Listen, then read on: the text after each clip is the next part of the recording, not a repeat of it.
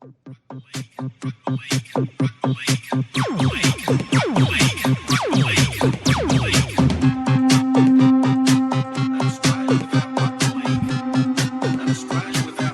welcome into the Mad Monday podcast for Monday the 18th of March, recapping round 2, or round 2.0 I guess, after having round 0 at the start of the season. My name is Tino Fa'asua Manaiawi. I'm joined by Jeremy Marshall Keezy in the podcast studio. G'day Keezy, how did you enjoy that one, mate? G'day, mate. Can I just say it's absolutely magnificent having a full round of footy, 8 games one weekend, including the old 3 games on Saturday night. Yeah, it really was. It was really good. And 2 on Sunday as well. Sunday is one of my favourite nights to watch league now. Same here. Did that start late?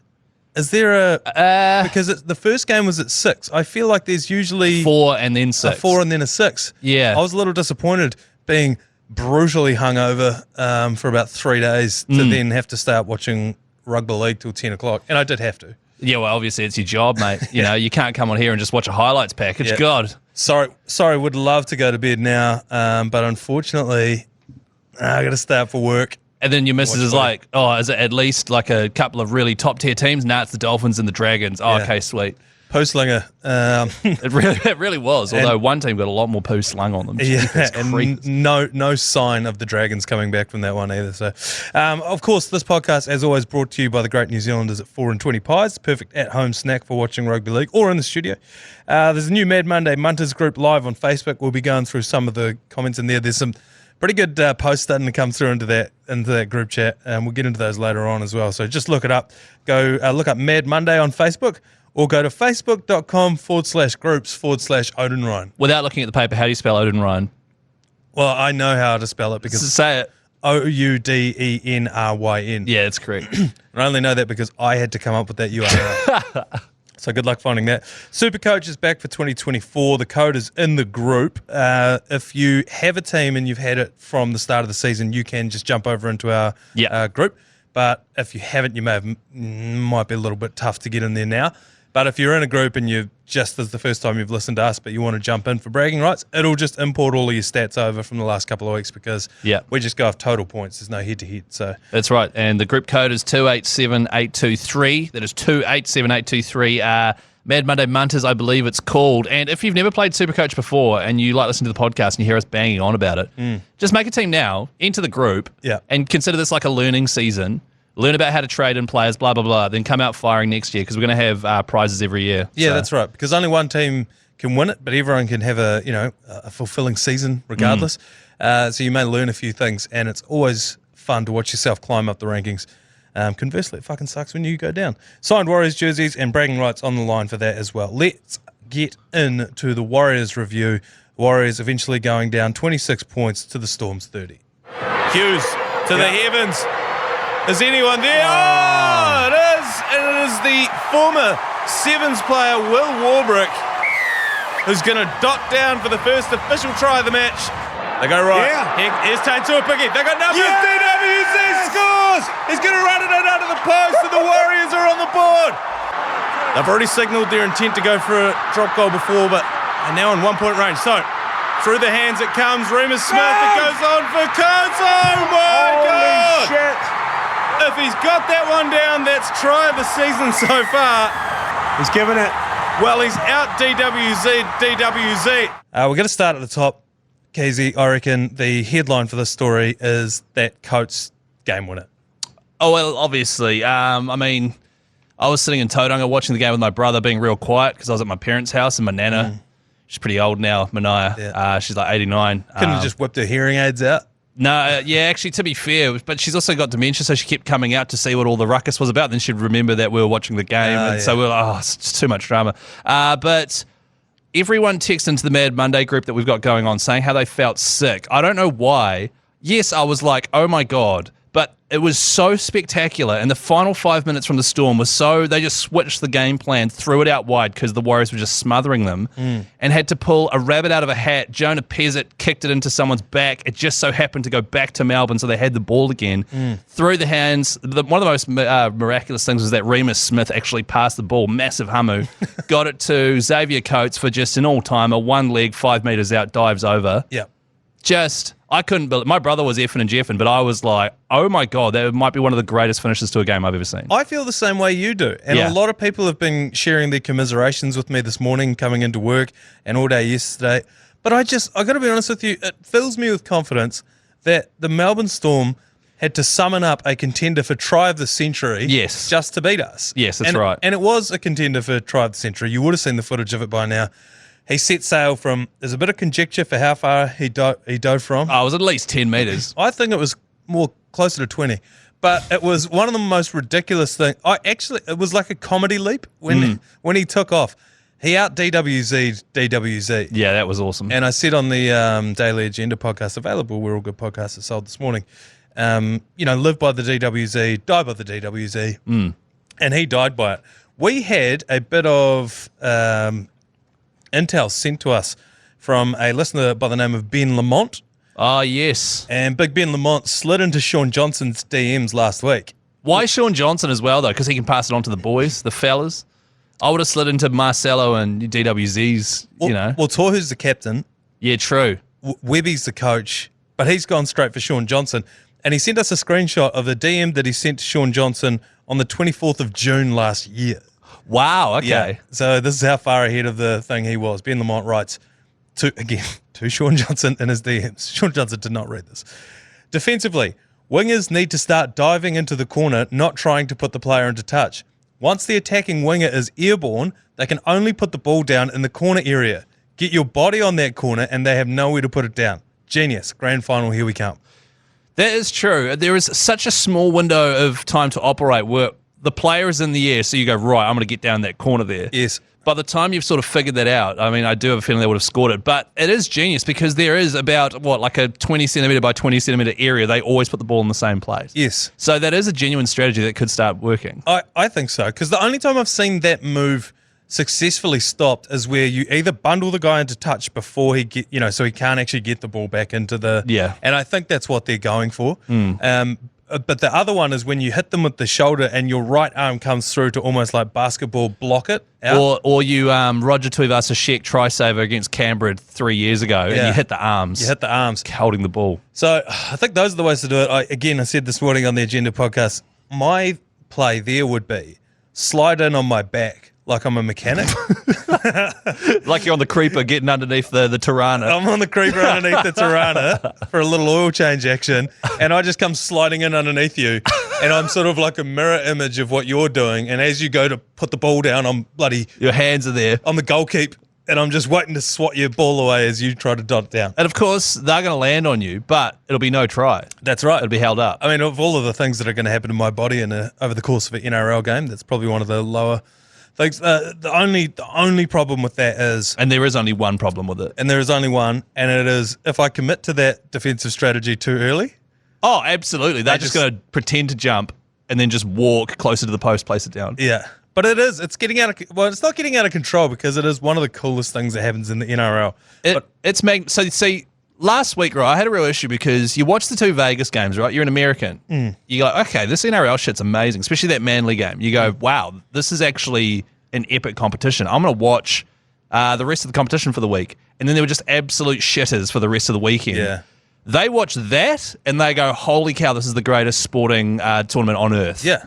So, yeah, I do absolutely love those corner tries, but we've got to figure out a way to stop them because they're becoming more and more frequent. Well, as long as we're the first people to figure it out, because that's how we score most of our tries. That's right. As well. There were a couple of points in the game that went against us that commentating it were quite frustrating, and I had to kind of check whether I'd actually seen it right or not because I was a little delirious on Saturday night.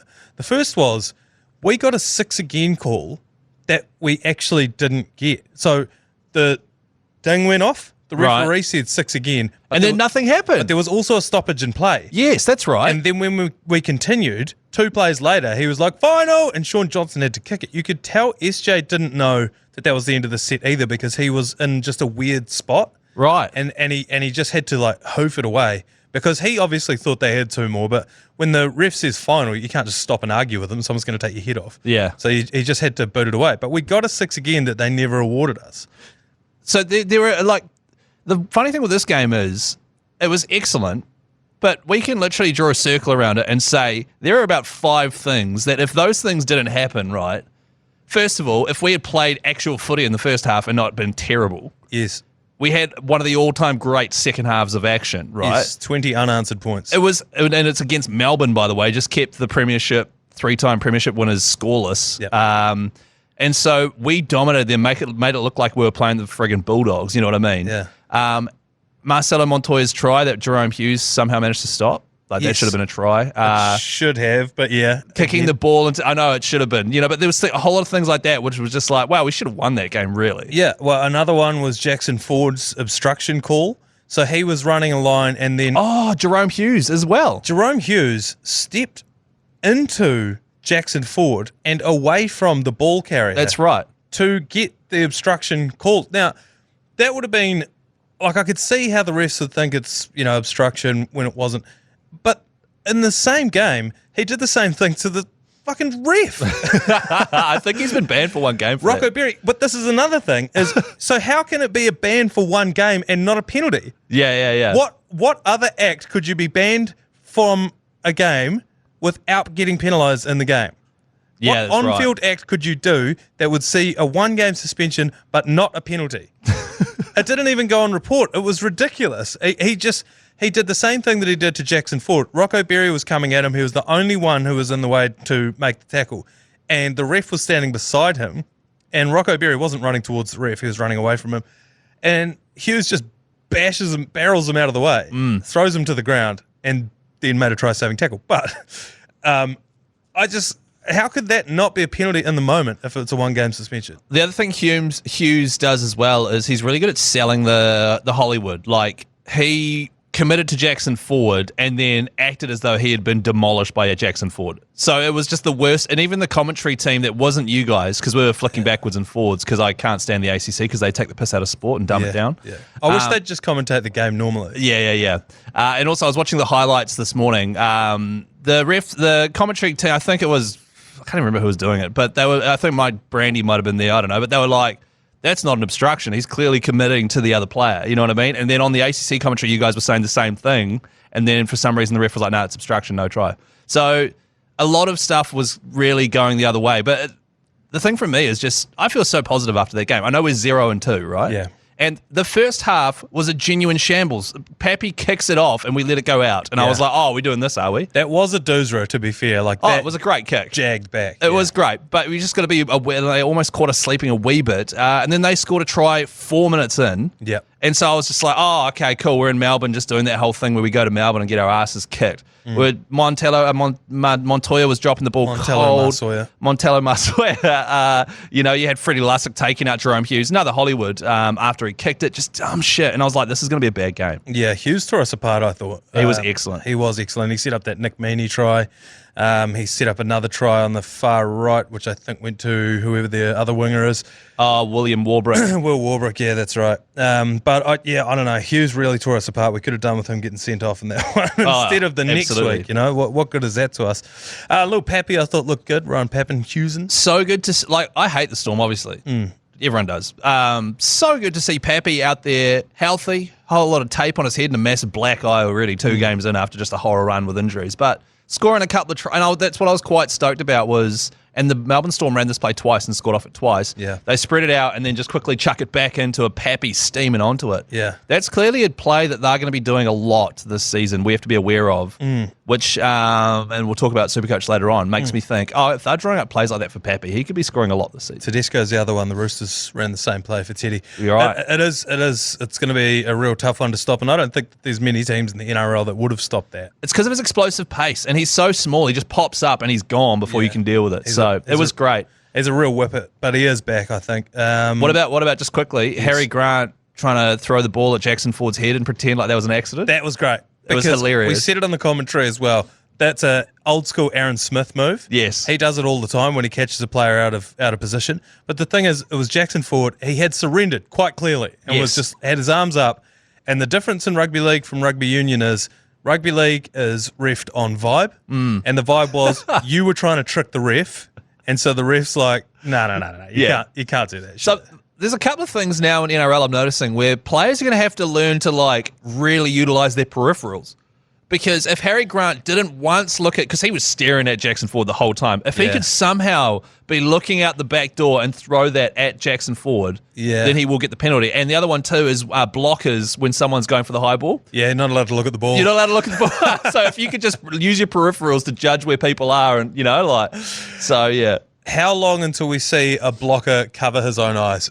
Do we see him just turn his back and cover his eyes? What do you mean? That could be the best way to do it. Because the other one is players contesting for the ball. It's only considered a contest if the player's looking at the ball. But the ridiculous thing is, and I think Rocco Berry got done for this in our game, he was going for the ball, but he had to check where the other player was because you can't just launch yourself into the air. So he's looking at the other player, then he launches up, looks at the ball, and they said, no, you've taken a player out of midair. But it's like, well, what's he supposed to do? Just not look where he's jumping? So you just have to be a psychopath that looks only at the ball and just sprints straight ahead and jumps and doesn't worry about jumping into people. Yeah. Which is just unnatural. Which is also unsafe. It's extremely unsafe. It's one of those ones where it's bizarre how the rule set sort of works, where, like, another example is you can't take a player out of the air, can't tackle a player out of the air off a kick. But if the kick goes up, it's a bomb, say it's a Burton bomb, then it bounces. If the player jumps to try and catch the ball, you can pull him down out of the air by his legs and slam him into the fucking turf. but like, why is that okay and the other one's not? There's a few little weird sort of loopholes. There are, but that's what makes it so brilliant. Not that happens very often. No. A few people were messaging into the Mad Munters Facebook group again. Just search up Facebook Mad Monday groups /Odenryan. Super simple. Actually, can we change it to Trebojevic just to make it easier? Yeah, okay. The notorious Pants Man's father, Mike Harrison. Oh, by the way, if you ever see Joel Harrison commenting in there, that's the Pants Man from the ACC. Yes. Mike Harrison writes, need to win the Raiders game to kickstart 2024. The team are really missing C&K and especially Marata. Also Wade Egan I'd throw into that mix. I would say C&K's link play is mean. But Tane Tuapiki was a standout performer for me on Saturday night. He was excellent. And he even worked on the one thing from round one that he was struggling with, which was linking up. He was the draw and pass to set up DWZ. You know that try he got early in the game where he just looked at the corner and sprinted full? That was a mean hesitation pass from Tane Tuapiki linking up on that right side. Yeah, he did. I agree with you. He was better than last week. But I do think that our entire offense last year was based around that right side attack. He was the linchpin in that as well, old C&K. C&K was. And I don't think this is any like sort of shot at Tane Tuapiki, or as we were calling him on the commentary, Lane Tuapiki. That is so insulting to Tane. Well, it's because I wanted to call G Lane something. Jared Lane. But we went with Lane Tuapiki instead. But the thing is, you go back and look at some of the highlights of our tries last year. Sean Johnson was throwing passes where he couldn't see C&K. Yes, he even did one on Saturday night. Yeah. And Dylan Walker was there. Yes. He couldn't see him, but he knew where they were because obviously they'd practiced it so much. Yes. And I just think that there's it's nothing to do with Tane Tuapiki. It's just the sort of Vulcan mind meld that those dudes have that I think we're really missing, and that unlocks that sort of right-hand side attack. You could replace Tane Tuapiki with Greg Inglis, and it still wouldn't look the same as when Chance comes back in. So I think that's huge. And a big shout-out to Rocco Berry, who's also he had a huge game. He is a massive part of that right side now. Like, he is, they need him on that side. He is. I reckon, here's my conspiracy theory, my hot take for this week. Right. I reckon we swap him and Roger around. Why is that? But then you're interrupting that right side. No, but this is good though. Why? Okay, so why? Because now all of a sudden you've got one more, like Rocco Berry, tremendous. He's not going to take your ankles. So you know if he's running a line, that's the line he's running, and if you can get a body in front of him, then you're going to be able to stop him. Right. You swap that for RTS. Now all of a sudden you've got a whole lot to deal with. But that is us going all in on the right and not at all in on the left though. I don't know if you watched any of the games in the 2023 Warriors season. Oh, I did. Absolutely. We're all in on the right. No, of course we right. are. That's what I'm excited about, is we've still got that exact right. It was the most dangerous right side in the competition. And obviously this is just a conspiracy you're throwing out. Yes. But now we've got RTS with his dancing shoes on the left, and Montoya, who hopefully will just pin his ears back, go for the corner like DWZ. You're right. And that is sort of how it had played out as well. So I think the game plan as it stands, once and there was a good video of Chance Nickel-Klokstad talking about this in training this week. He's like, if we just bash them up through the middle, once we get into our flow in that 20 metres, like we are almost unstoppable, and they are. Yeah. And if that right-hand side doesn't come off, now all of a sudden they spin it left, and you've got to contend with Roger Tuivasa-Sheck. And a spread-out defensive line. What we might do, I'll just quickly list off some things I was stoked about with the game. Please do. Just to finish things up. So, Tane Tuipiki, I know he's not Chance, but I am super impressed that they've got this guy who's in his early 20s. He's plucky and unafraid without being a massive wanker like Reece Walsh. Yeah. Like, he will sprint through and take a high ball right in the middle of a pack. Yeah, he's safe as houses. He's so good. So I love that about Tane Tuipiki. Rocco Berry was massive. His defense, his kick chasing, support play as well, and his passing on the right side is just epic. Luke Metcalf, massive head, as Di pointed out. Well, he's growing his hair out clearly, and he's stuck in the awkward in-between phase. But even just his head in general. Like, That's a big head. Yeah, my in-laws, my wife's family have all got massive heads, and so I knows how to pick him. Yeah. I knows one when I sees one, Manaia. He got a big old dome on him, so that was actually throwing me off quite a bit while watching the game, but he was excellent. Yep. Double skip pass out to Montoya. RTS, best game. He's officially back. More of that, please. It's just his effort area stuff, like him sprinting and getting that ball off of who jumped up to try and get it. I think it was Coates. Yeah, it was. And to steal it off Coates is epic. So RTS back is absolutely immense.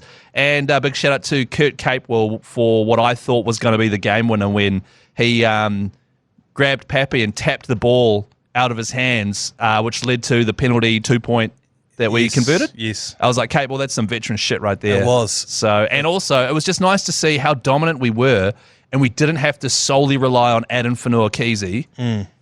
He was obviously having a great game, but it wasn't like we just relied so much on him. And Wade Egan, we had a real dominant half at those, and he obviously was good, but it wasn't solely on those guys. Yeah, yeah. So positive signs. All right, let's wrap that one up for now. Time to take a quick break.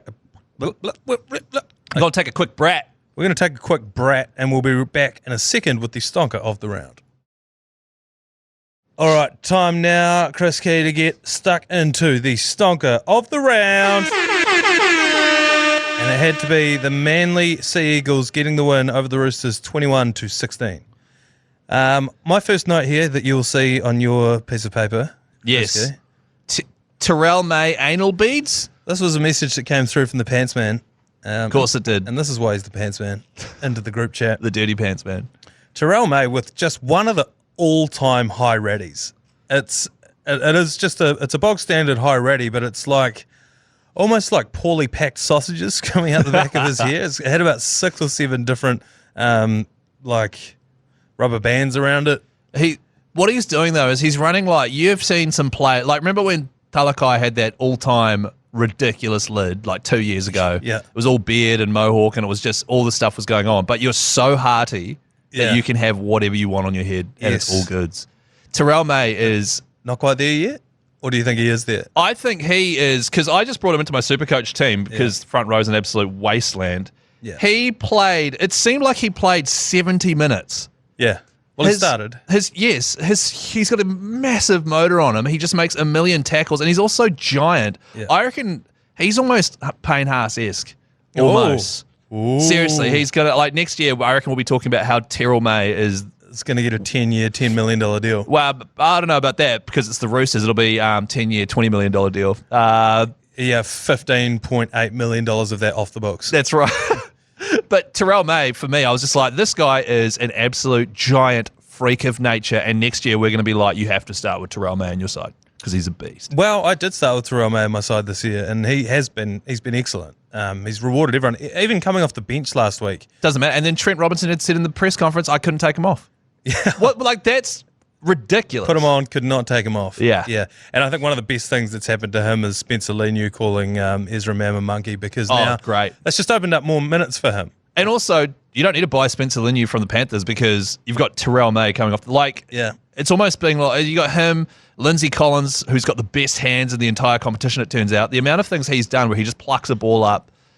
He picked up a grubber off his bootlaces. Yes. And it did not look like It did not look like missing at all. Do you remember at the State of Origin? Yeah, oh yeah. He took that amazing catch and scored a try. He's the thing is he looks like Frankenstein. Rugby League Frankenstein. He's Rugby League Frankenstein. And so you don't think that he's capable of any of these kind of plays. He also plays prop. Yes. So it's like You do the maths, man. yeah, it was like he's like PlayStation 1 Brad Thorne.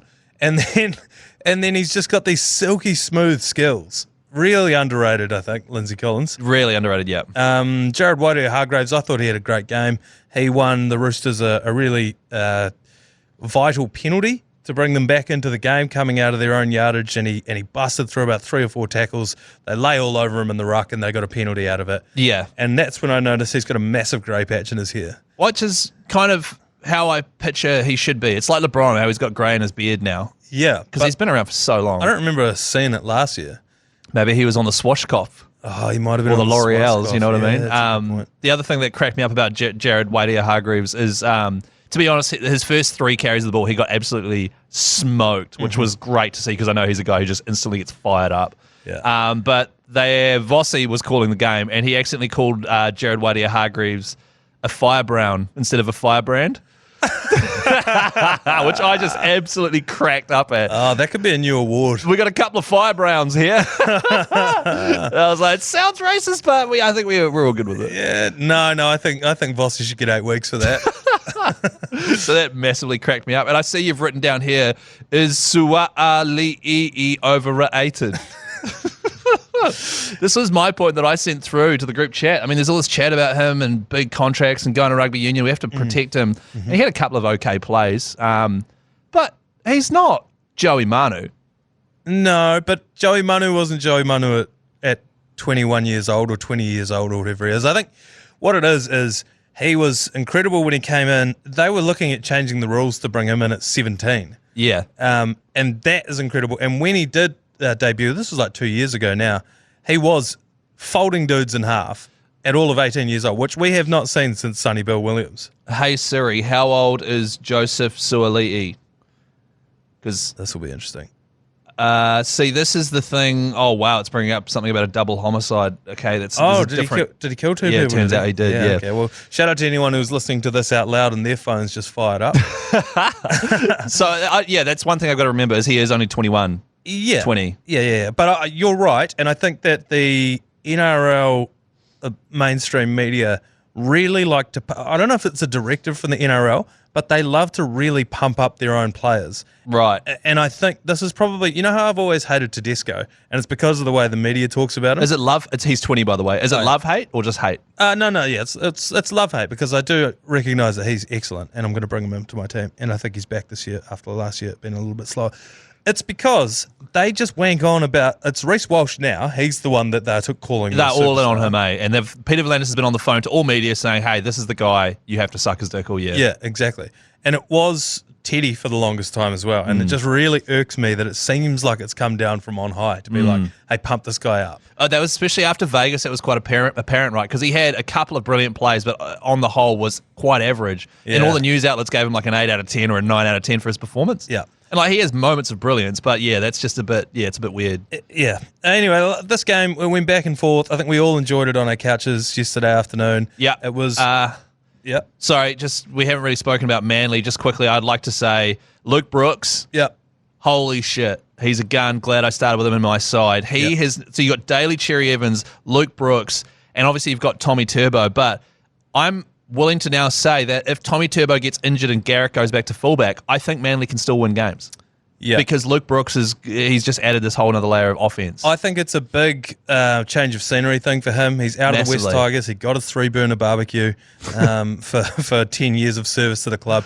He's no longer got that like $1 million man label attached to him. And the saviour, he was brought in to save the club. Yeah. He just has to come in and just play with all these great players. Could you have 2 more funhouse mirror halves than DCE and Luke Brooks? DCE's neck, I saw a meme today that said DCE's neck takes up 17% of Manly's salary cap. I've said for the longest time that DCE's neck actually only has the same amount of vertebrae as a human's neck. Which is an incredible fact. It is a giraffe's neck. And then Luke Brooks looks like he beat dwarfism as a kid. Yeah, well, when you've got Luke Brooks and Daly Cherry Picker Evans, I mean, It is quite a funny combo. And then You then sort of throw Turbo in there, yeah. Even Burbo. Gonna say it. Gerbo. Not about Gerbo. A little bit of Gerbo. This is a really funny looking team, if I'm honest. It is a funny looking team. And Brisbane Broncos, they are not. Yes. And they've actually got a whole lot of freak shows, especially Jason Saab's giant as well. Yeah. You've got Ruben Garrick, who's got the Heath Ledger Joker scars next to his mouth. So they've got a lot going on. Josh Aloier needs to decide what he's doing with the hair. Yeah. Yeah, it's just he's gone with pirate ponytail and he's run that into a goatee. Yeah, no, he's just he's unlocking stuff with his VC coins. And DCE slotting that drop goal to put them 1 point out ahead was the sort of the nail in the coffin, wasn't it? It was. I think the stat came up 29 drop goals in his career, successful ones. He is a master. And big shout out to Nathan Brown, who, as we mentioned in the group chat last week, he's trying to CTE his way into a starting role. He just comes off the bench like a psycho and steams into everyone and everything. So it's good to see. Yeah, stone cold drop on from him. By the way, sorry, we said the game, I think we said it was 21-16. It was actually 21-14. 21-14. Yeah. Anyway, that was the stonker of the round. Just quickly, let's wrap up another couple of stories that caught my eye across the weekend. Listen to this audio of Latrell being interviewed by Triple M after his game. Just got away from you. It's all right, mate. Look, honestly, it was in the first bit, just a hard game. We showed what we were about, and honestly, they're big boys. They're competitors. You know, wonder why they come, runner-up last year. So good on that. I don't care if I'm swearing, boys, honestly. But I'm very happy. Scored 100 tries, so there's something to celebrate there. That was my 100th. So well done. Yeah, everyone. But anyways, right. Well, let you be. Thanks, mate. What are your thoughts on the Latrell post-match interview? Latrell is such a spicy topic, spicy meatball, because obviously he's one of the great talents in our game. I love watching him, especially in big games when he turns it on. And I know he receives a lot of abuse, a lot of racial stuff too, which is obviously unacceptable. And I'm massively on his team until he does stuff like, I know he doesn't give a shit about swearing, and I just swore, which is ironic. But the reason you don't want to swear is because there are kids watching. They love footy or listening. I think it was a radio interview, whatever it might have been. Just don't swear so that the kids don't start swearing. You know, that's not much to ask. Okay. And then he'll slide in and kick Joey Manu in the face, fracture his cheek and put him in hospital. I'm so on his side, and then every now and then he does little things like this, which really annoy me. But I'll still watch him and massively love watching him. Yeah, to that I'd say fuck those kids straight off the bat. They can get fucked. Anyone that's offended by that can get fucked. There's no kids listening to a Triple M radio interview at 10:30 p.m. at night after that game.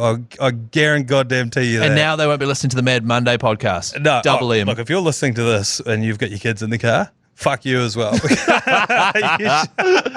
right, well, that's sorted. You should have known better. I don't know. The rugby league community's a bit more thick-skinned than that. So I just thought it was dumb. I thought it was stupid. And I think when he realised that he'd been doing it, he had to then double down. He had to own it, yeah. He doubled down. He went, I don't give a shit that I'm swearing. I don't know. The other one that this one's been doing the rounds. This is my favourite video of 2024 so far. It's going to be tough to beat it. And it is the Jeremy Marshall-Keezy all-time Falcon. The video of this, it's like a comedy KO. It's like a Hanna-Barbera cartoon where he got knocked. There were stars, little Tweety birds. That's right. Around him. The photo of him with the look on his face while Ben Hunt's looking down at him. Yeah. Like that's a poster you could put on your wall. Also, watching it in full, what's it called, like proper speed. Yeah. In real time. Because in slow motion, comedic timing was perfect. Got hit in the head, instantly did the cross-eyed looked at the camera. It was like Roadrunner had dropped an anvil on Wile E. Coyote's head, and then a big like bump had come up, and there were Tweety birds flying around it. You're right. Yeah. But then you watch it in full fast motion, and it's like, wow, he instantly did that as like a natural reaction. Yeah. So maybe he did watch a lot of cartoons growing up and was like, oh yeah, this is when you go cross-eyed. But the other thing too is I didn't realize I looked like Jeremy Marshall-Keezy until people were commenting on the video. Yeah. So, and to be honest, one of the best hookers in the league. Well, from a be, super coach perspective, yeah. Might even be the best this year. Oh, shit. Harry Grant's not setting the world on fire. No, I didn't see Harry Grant charge down the ball with any part of his body. Exactly. And to put your body on the line like that is just excellent. But also stuff. to come back from that, have a try assist and then score a try and get 80 super coach points, man. J.M. Keezy. Yeah. Target him. Tremendous. And just quickly, someone posted a video of James Maloney's new look into the Mad Monday Munters group. Did you see that video? I did not see that video. He has a full Heartbreak Kid ponytail going on. Oh, no. Fully looking like the HBK. Shawn Michaels. Shawn Michaels, yeah. Oh, no. So James Maloney, from memory, went over to play second division rugby league in France. And the last I heard of him, he had been suspended for testing positive for recreational substances. Oh, okay. I see what's happening here. And so I just reckon he's gone on his little eat, pray, love journey. Yeah. And now he's back at I think it's the Cowboys that he's in the sheds for. It's like, we get it, James. Cut the beads out of your hair, mate. Yeah. You're not in Burma anymore or wherever the hell you went. We get it. You can name 3 different crystals. And you know what star signs are compatible. Yeah. Oh, that's funny. Has he been brought in as the crystal healing expert? I don't know. Hard to tell. I'm sure it would go down well in an NRL changing room. Time for one more quick break, and then we will be back to wrap up the Mad Monday podcast. All right, the TAB Game Day Good Punt. Chris, we're going to get this one on early this week, and we're going to go a real easy one. We've got their number, the Raiders. You'll remember last year. Oh, by the way, we are playing the Raiders this weekend. In Christchurch. You'll remember last year we actually beat them twice. One of them came right down to it. We love having a real rip snorter against the Raiders, eh? Yeah, and then we smacked them in Croker's 300th game over there in Canberra. We went in and burnt them. Yeah, we did. So that was excellent. We've really got their number. They've actually looked all right so far, the Raiders. Well, they're top of the table. They're number 1. Yeah, I know. I just don't believe it. Any team with Ricky Stewart as captain, the coach, I'm just like, I don't know what's going to happen. Like, I don't know if he's just going to bench someone because he looked at him funny. Yeah. Who knows? I do think we've got their number. I'm hoping we get one of, I don't know, Chance was initially saying like round 4. No, apparently the word on him is it's more like round 5, 6. Do we get Marata back? It was a broken foot, but they said... That's more like round 5, 6 as well. Yeah. Do we get Wigan back? He was named in the team. Yeah, I want to know what's going on there because I think they're just messing with us and he'll be out for like a month or something. Does Jazz come back into the 17? All I'm saying is there are improvements that the Warriors can make. Yes. And I think that performance that we put on the field on Saturday night beats the Raiders. Absolutely. So even with that shithouse first half, we should be able to steamroll a Raiders side who have got like a 20-year-old Ethan Strange starting in the halves. You know what I mean? They've got such a young backline. Yeah. We should be able to tear them apart, and it's a big shout-out to Ricky Stewart for how he's managed to get his team to just out-grit the other teams and get 2 wins. Well, he rules with an iron fist, and they play on pure fear. Yeah. And that can go one of 2 ways, and we've seen it go both ways. One is, I don't want to make any mistakes because Sticky's going to blow up at me. The other one is you hyper-fixate on that and you end up making the mistake. It's like if you're riding a mountain bike through the forest, you look at a tree, you're going to fucking hit it. Absolutely. And so I'm thinking that's what's going to happen this week. So I'm going Warriors 1-12, and at this stage, that's at $2.88. Now, the Warriors to win is $1.45. So the TAB's saying we think the Warriors are going to win. We should be the favourites here. We are the favourites, yeah, but they don't know by how much. Yeah. So $2.88 for 1-12. You can get $2.33, I think, for 13 plus. But right. I don't know. Play that how you will. So, just quickly, we're playing in Christchurch. The game's at 8 o'clock, so if you're going to watch it, chuck on the ACC's commentary, Sky Sport 9. Di Henwood will be calling that one. We always play weird whenever we travel away from Mount Smart. You know what I mean? Like last time, was it Napier where they had all the streakers and shit? And that was shit. We always play just a bit weird too. Yeah. And it's not as big an advantage to play down in Christchurch because it will be cold, but it's also cold in Canberra. Yeah. So, but I do have a feeling that this is the week we've had a small, like the opening 10 of that very first game, the opening 20 was excellent. The second 40 was excellent on Saturday night. Yeah. I feel like this is the game where we string it all together, and I can actually see us giving the Raiders a massive hiding. Yeah, as can I, but a massive 1-12 hiding at $2.88. Head to the TAB website, tab.co.nz, or download the TAB app and place a 3 or more league same-game multi on selected NRL games. Get a refund up to $50 as a bonus bet if you miss by one leg. That is R18 and bet responsibly. That is generally how I do my my punts. I'll go winning team if I think there's a clear winner. Yeah. Then I will go a try scorer to boost the value up. DWZ. And then I will go odd or even. So no drop goals. Even. Yeah, always go even. Always go Unless even. you're playing Manly because old Daly loves slotting them. Yeah. So that's how I run it. All right, and just a couple more points here before we knock this one on the head. Geronimo Doyle turned out for the New South Wales Cup team for the Warriors on the weekend. Geronimo Doyle. And I just thought that is one of the all-time names in the NRL. Isn't Geronimo a Native American Indian chief? Yes, he was. What a sick person to be named Fought after. against General Custer, Battle of Waterloo. Yeah. Oh, wow. I think I've mixed about 3 different. No, I think you're thinking of Sitting battles Bear there. there. Oh, was I? I think so, yeah. okay. Sitting Bull, sorry. Oh, Sitting Bull. Yeah, sorry about that. Yeah. Okay. Well, whoever he was, I'm dead serious as well. he's now turned out Running Bull. He's turned out against for the Warriors New South Wales Cup team, and it made me think: what are some of the greatest names in rugby league history? And rugby league produces more of them than rugby union. Oh, by far. Yeah. Oh, by far. And by the way, we're going to miss a few, so get into the old. If you're listening on iHeartRadio, there's a microphone button in the bottom right. You can leave a voicemail message for us. Send us talkbacks. Yeah, great idea. Send us talkbacks and let us know what ones we've missed. I've written a few down in there. Let me know if any grab your name, grab your eye. For me, Tex Hoy Tex Hoy, of course. was one of the all times. He sounds like a sauce. I used to name my Supercoach team was Tex Hoy's Sex Toys. That's right. Right up until this year. This year they are the Ruthless Parkour Boys. Tyson Smoothie is Di Henwood's favourite name. It is a great name, yeah. Fui Fui Moi Moi has to be one of the all-timers. All-timer, yeah. Yeah. Gordon Chan Kum Tong. It's up there with when Chad Townsend went to the Cowboys and the newspaper called him Salty Shark Cum Cowboy. That's right. I think it's because the word comes in there as well. Oh, I didn't notice that. And tong. I don't know why. It's just a great bunch of words put together. Jamin Salmon. I saw this, and I would like to take Jamin Salmon, which is a great name, and raise you to Jamin Jolliffe. Gold Coast Titans. I've never heard of Jamin before, and all of a sudden there's two. There's two of them, yeah. I think you've got me there.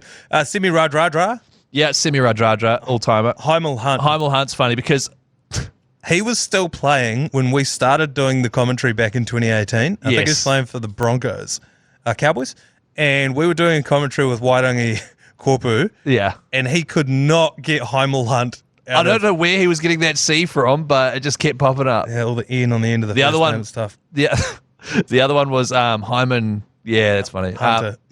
The other one that was always really funny is Carmichael Hunt. Yes, Harmichael. Harmichael. Yeah, mix those up and you're in a world of trouble. Cade Cust is an all-time rugby league name. Cade Concussed, yeah. Hayes Dunster is one of my favourites, former Warrior. From the Eels, He yep. sounds like something that they might discover at the Large Hadron Collider over in Switzerland when they fire that thing up. We found God, the Hayes Dunce particle. Yeah, the Hayes Dunster particle. And then valet to the great Johnny Raper, who passed away in the last couple of years as well. Big shout out to Johnny Raper. But the thing with the NRL is like Pappenhausen. Like, you know, Trebojevic, for example. Teague Wilton. Teague Wilton's good. Teague. Even Dallin Waitenez-Lesniak, Hamiso Tabuai Fido. Yeah. Isaiah Yo. Isaiah Yo. These are just the top players in Supercoach right now, which I'm scrolling through. Selwyn Cobbo. Yeah. Just brilliant. It's one of the greatest. So it got me thinking, what is the longest run-on name you could make out of NRL players? So this is where you combine, like, say, the last name of someone is the first name of the next player. Right. Let me give you a couple. This is your homework if you're listening to this podcast. Go out there and see if you can make one that's longer than this. Here is the longest run-on names that I can come up with. Chanel Harris Tavita Pangai Junior Polo. Chanel Harris Tavita Pangai Junior Polo. Isaac John Andrew Ryan James Graham Murray Taulangi. So that's Isaac John Andrew Ryan James Graham Graham Murray Talangi. Far out. That's absolutely brilliant. There was an NBA one a couple of years ago. Somebody made one that went for about 3 straight lines on an A4 piece of paper. So I'm sure that there are smarter minds than mine out there. Take this one to the pub with you this week. See if you and your mates can come up with a longer one and either DM it into the Instagram page or get on the talkback function on iHeartRadio. Yeah. And send it through. When you work in guys like Liam Martin, two first names there. You've got Cameron Murray. Yes. You know what I mean? There's a lot of these guys with 2 names. And I'd just like to chuck another couple of names into the hilarious NRL names. Even Rocco Berry. And Scott Drinkwater. Yeah. You know, it's just brilliant. That's a really good homework assignment. I love it. Yeah. So longest run-on name that you can make out of NRL players, or if we've missed any just flat out ridiculous names, let us know. And don't forget that each month, the Mad Monday team are giving away 4 tickets to a Warriors home match and 4 and 24-pack vouchers as well. To enter that, just text the monthly keyword to 3236. Listen to our podcast episodes to find out the new keyword each month. This month, the keyword is 4. FOUR. So text that to 3236 to be in to win. The winner will be going to the Wales versus the Knights Sunday, March 31st out at Go Hard Stadium. And that... Oh, the Fruit Bowl. The Fruit Bowl, Keezy. That will do us for Monday. We'll be back with a Thursday edition. We're going to talk a little bit of Supercoach, and we will be commentating live on Sky Sport 9, Friday, 8 p.m, live out of Christchurch against the Canberra Raiders. Let's go.